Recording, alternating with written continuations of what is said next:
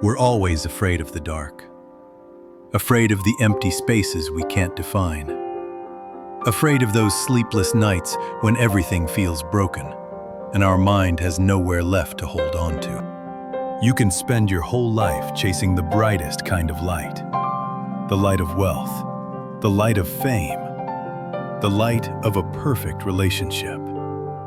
But let me ask you something. Have the most beautiful things in your life ever arrived in that bright, effortless light? Or did they come to you only after you walked through your darkest night? Only in the darkness can you see the stars.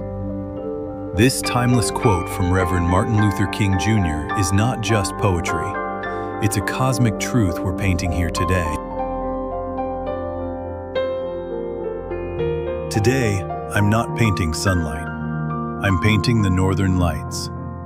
And there's a harsh but magnificent truth about the aurora that most people don't realize. You have to accept standing in a cold, deep, almost hopeless night before you can ever witness it. If there's even a little streetlight, even a hint of city glow, the aurora fades away. Darkness isn't the enemy. Darkness is the requirement. Just like life, to reach rebirth, you must first face the crash. Today, I'm inviting you to step into that darkness with me, where the mountain stands for resilience, and the northern lights are the gift reserved for those who dare to stay. Do you know how the northern lights are formed? They're the result of a cosmic collision. High-energy particles from the sun, electrons and protons, travel millions of miles and eventually crash into Earth's atmosphere. That collision isn't gentle, it's violent. It's a burst of raw energy. But it's that very impact that releases the light. Now connect this to your own life. How many times have you gone through an energy shock of your own? The collapse of the relationship you trusted the most. The sting of betrayal after giving someone your whole heart. That moment when you realize your 10-year plan has completely fallen apart. We call it pain. We call it brokenness. We call it darkness. But if you see it through the lens of the universe, that collision is the necessary impact that releases the hidden energy inside you, the energy of new understanding, the energy of survival, the energy of rebirth.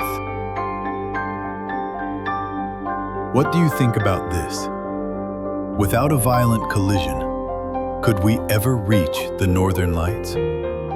Look at the story of J.K. Rowling, the author of Harry Potter.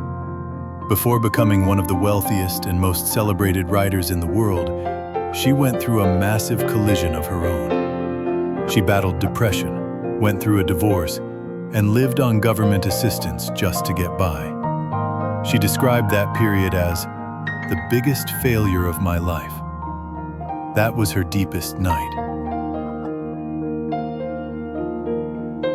But in that dark, lonely space, she finally let go of her fear of failure and poured every bit of energy she had left into writing.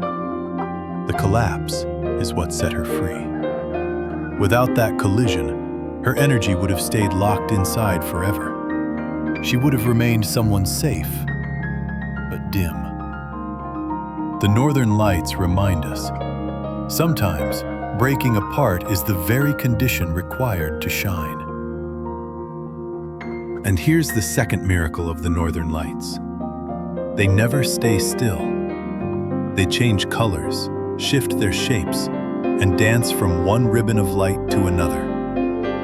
No one can ever predict what they'll look like next. Human rebirth works the same way.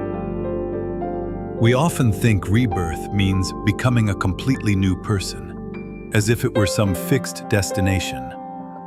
It's not. Rebirth is constant movement. After a crisis, you don't turn into a perfect version of yourself. You become a stream of energy that learns to bend, to flow, and to slip past the old limits that once held you back. Don't be afraid of the chaos that comes after you break apart.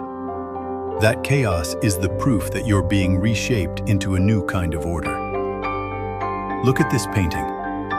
If the aurora lines were too straight, too perfect, they would feel lifeless. It's the spontaneity, the wild, uncontrollable movement of the light that creates its otherworldly beauty. Let yourself have moments of aurora in your life.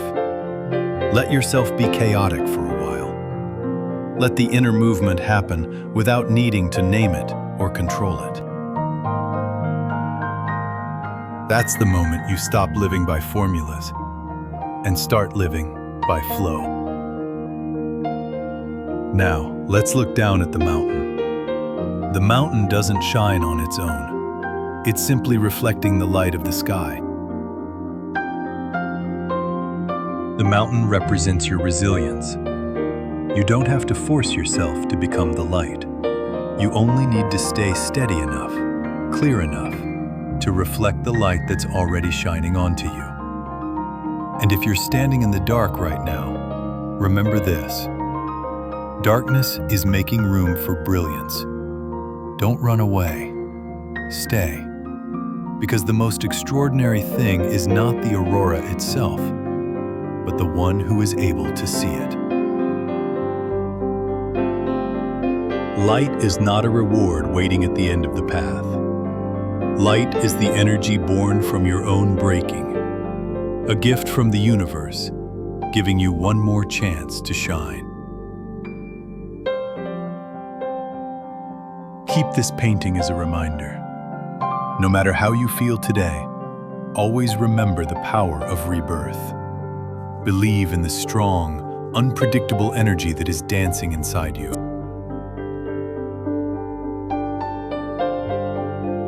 You have walked through the darkness. Now it's your time to shine. Thank you for joining me on this journey to discover your inner light. I'll see you again soon.